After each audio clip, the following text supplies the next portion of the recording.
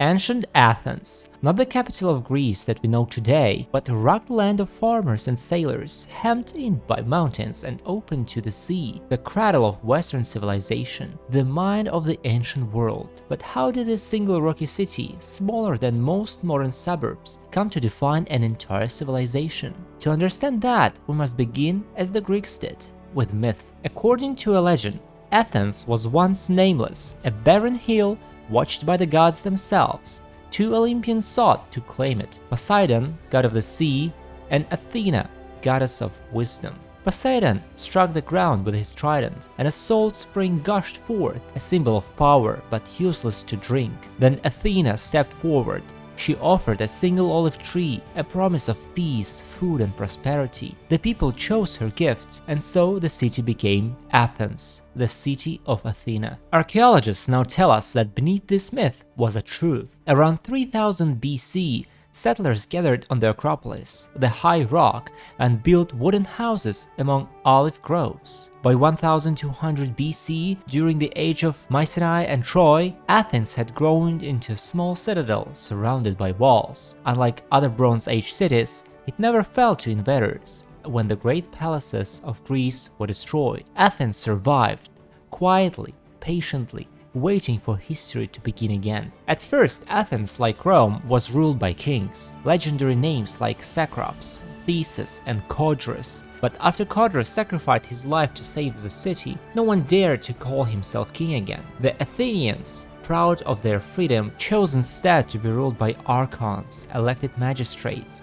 and by the Areopagus, a council of elders who met on the hill of Ares. This early form of government was ruled by a few noble families, the Eupatridae, the Fell-born, but beneath them, farmers, craftsmen, and merchants struggled under debts they could never repay. In time, these people, the demos, demanded change. It was then that one man stepped forward and Athens began its long journey toward democracy. In 594 BC, the Athenians elected Solon as archon and gave him the impossible task of saving the state. He found the city divided between rich and poor, its citizens selling their freedom for bread. So Solon erased all debts, freed the enslaved, and forbade the sale of one's liberty. He wrote new laws, recorded them on wooden tables, and placed them in the agora, the public square, so that all could see them. He divided the citizens not by birth, but by wealth, and allowed even the poorest men to vote in the assembly. For the first time in history, Athenians of all classes shared a voice in their own fate. And yet, Solon knew that true freedom required virtue. He warned, laws are like spider webs. They catch the weak and let the strong break through. His reforms brought peace, but only for a while. After Solon left Athens, the city once again split between rival factions. Into this chaos stepped Pisistratus, a charming war hero with a plan. He promised to defend the poor and soon marched into the city with armed men sealing the Acropolis. He called himself Tyrannus, a word that once simply meant ruler. And though the name would later become a curse, Pisistratus ruled not with cruelty, but with cunning. He built temples to the Athena, dug fountains, paved roads, and adorned the city with festivals. He invited poets and artists to the Athens, turned it into a cultural beacon. Under his rule, the city grew rich, and when his sons, Hippias and Hipparchus, succeeded him, Athens seemed unshakable. But power as always corrupts. When Hipparchus was murdered, Hippias turned paranoid and cruel. The people rose against him, and with Spartan help, the last tyrant of Athens was expelled. Freedom had returned, but what kind of freedom? The answer would come from a man named Cleisthenes. In 508 BC, Cleisthenes, an Athenian noble, did something no one had ever dared. He took power and gave it away. He reorganized the citizens, breaking up all clans and noble families, mixing rich and poor across 10 new tribes. Each tribe sent 50 men to the Council of 500, which prepared laws for the People's Assembly. Every citizen could speak, every citizen could vote, and once a year they could vote to exile anyone who threatened the democracy by writing his name on a broken shard of pottery, an ostrakon. From this, we get the word ostracize. For the first time, a society had created not just a government of man, but a government of laws, accountable to the people themselves. It was, as later generations would say, the birth of democracy. Of course, not everyone was included. Women, slaves, and foreigners could not vote, but for its time, Athens had created something revolutionary, a system where power was not inherited, but earned through speech, debate, and service. In 490 BC, a storm was coming from the east. The Persian Empire, vast and unstoppable, had already conquered most of the unknown world. Now King Darius set his sights on Greece and on Athens, whose meddling in the Ionian revolt had earned his wrath. The Athenians, vastly outnumbered, marched to face him at a coastal plain called Marathon. There, 10,000 Athenian hoplites stood shoulder to shoulder in bronze armor. Their long spears gleamed under the sun. Behind them, no cavalry, no reinforcements, only determination. When the signal was given, they charged, running the full distance of the field, smashing into the Persian lines. In the chaos that followed, the world's mightiest empire was thrown back into the sea. When the battle was over, the Athenians sent a messenger running to the city, 26 miles to bring the news. "Rejoice, we are victorious." And then he fell dead. From this, the modern marathon was born. But victory came at a price. The Persians would return, and next time they would bring an army the world had never seen. The year is 480 BC. The Persian Empire is back, only this time they're not sending an army, they're sending the world. From the east, King Xerxes commands a force so vast that ancient writers claim it drank rivers dry.